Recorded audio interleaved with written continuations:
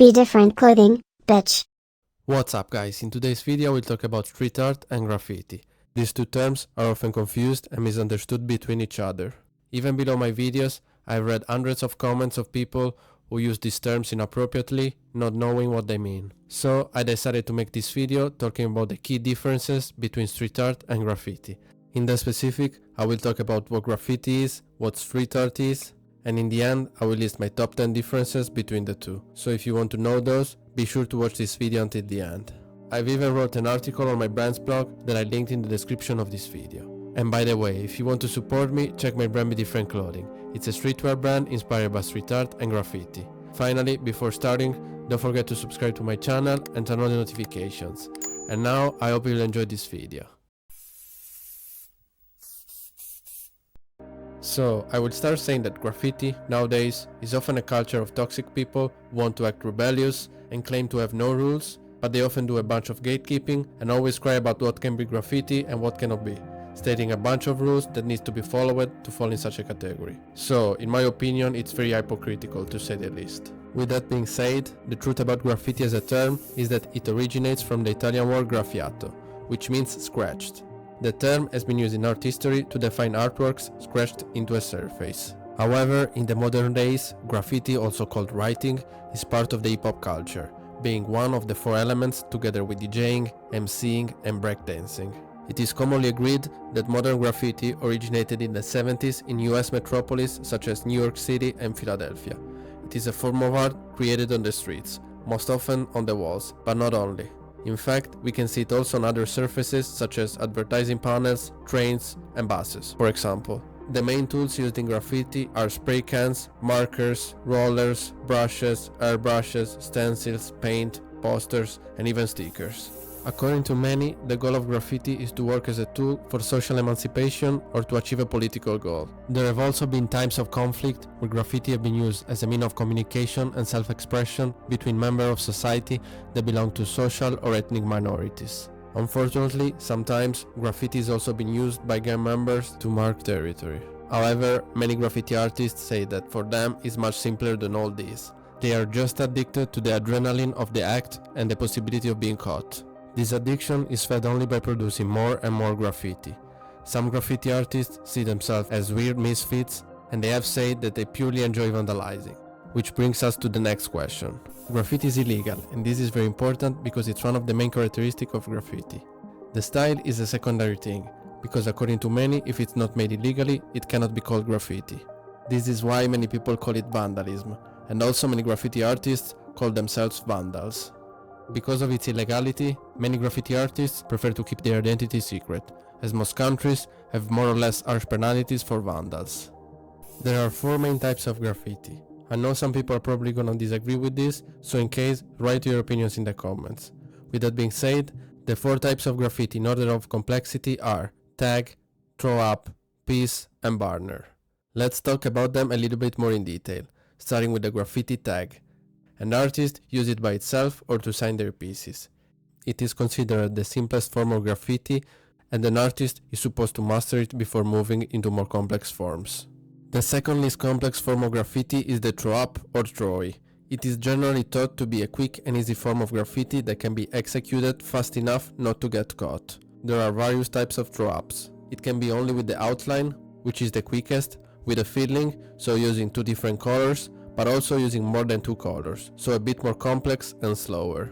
Then there is the piece, which is a form of graffiti that is more complex, and that an artist should approach after having mastered the first two. It requires more skills and more time to be executed.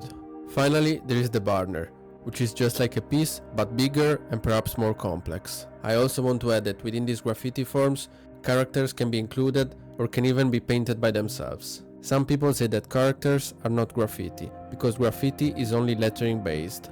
But I think that's complete bullshit. Anyway, write in the comments your opinion about it. As far as I know, there aren't entire countries or even cities where graffiti is legal. In all countries, graffiti is considered vandalism and therefore a crime. However, there are several individual spots around cities in the world where graffiti is made legal or at least tolerated. But if we take the textbook definition of graffiti, something created legally cannot be called graffiti anymore. So, in theory, it automatically becomes street art. So here is my question. If then, hypothetically speaking, graffiti will be legalized everywhere, then graffiti will stop existing and we will have only street art? Leave your opinions down in the comments. Yes, usually there are a few unwritten rules that are recognized among graffiti artists. I start by saying that there might be more than the ones I list now. If you think I forgot some, write it in the comments. The first rule is that you don't paint over someone that has been doing graffiti longer than you, unless you have the consent. The second rule is that when you paint, drops can go over tags, pieces can go over drops, and banners can go over pieces. The third rule is that you never paint over a tribute piece. The fourth rule is that you don't paint over a work of a graffiti artist who passed away. The fifth rule, you do not snitch on the police or anyone over other graffiti artists. The sixth rule, you do not paint on people's houses or cars. The seventh and final rule, you do not paint on memorials or religious buildings. Street art can be considered a form of visual art on walls, but it's more than that. It's a form of art available for people to experience for free on the streets, which is a similarity to graffiti. It's considered a more commercial art and so widely more accepted than graffiti, which remains more underground. Similarly to graffiti, street art can be found in public on buildings, streets, trains, and other public surfaces. Some define street art also as a form of guerrilla art. This is because street art is often created to make political statements or raise awareness on specific social issues. However, there are also other instances where street art's purpose is simply to bring beauty to the viewers by embellishing buildings, for example. Street art usually uses a wide range of tools than graffiti, and it also comprehends more media. In fact, street art can be in the form of murals, mosaics, posters, stickers, stencils, sculptures, and even video projections, which are becoming more and more popular. Yes, street art is legal. This is the biggest and most important difference between street art and graffiti, which is one of the main reasons that makes street art more mainstream. In fact, to be called street art, the street artist should have received the authorization from the owner of the place. Often, street artists are hired and paid to create their artworks on buildings. It also happens that they create and sell their artworks, and do shows within art galleries just like regular artists. So, in the end, according to many, the legality is the key difference between street art and graffiti, or vandalism, as many call it. Now it's time for me to list the top 10 main differences between street art and graffiti. The differences are listed in order of importance according to my opinion. Street art is legal while graffiti is not, and that's why it is also called vandalism by many people. Street art is more mainstream and accepted, while on the other hand, graffiti is more underground and often seen as a crime. The two cultures sometimes clash, and graffiti artists often make fun of street art. Street artists are often professional artists who get paid to create their artwork. Graffiti artists only do it for passion or other personal reasons, and usually they don't make money out of it. Street art artworks are usually bigger, more complex, and more refined than graffiti ones. This is because street art is legal, and so artists have all the time and tools they want to create their artworks without having the time pressure related to the fact that they might get caught at any time. Also, even if graffiti comprehends characters from time to time, it focuses mostly on lettering, which is one of the reasons why graffiti artists are also known as writers. Because of its illegality, most graffiti artists prefer to stay anonymous to avoid issues with the law. Street artists, on the other hand, have no issue showing their identity because their work is legal. Street art uses more media than graffiti. As I mentioned before, street art can be in form of mosaics, video projections, and sculptures, for example. Even though it must be said that if artworks used in this media were created illegally, in theory, they could be considered graffiti.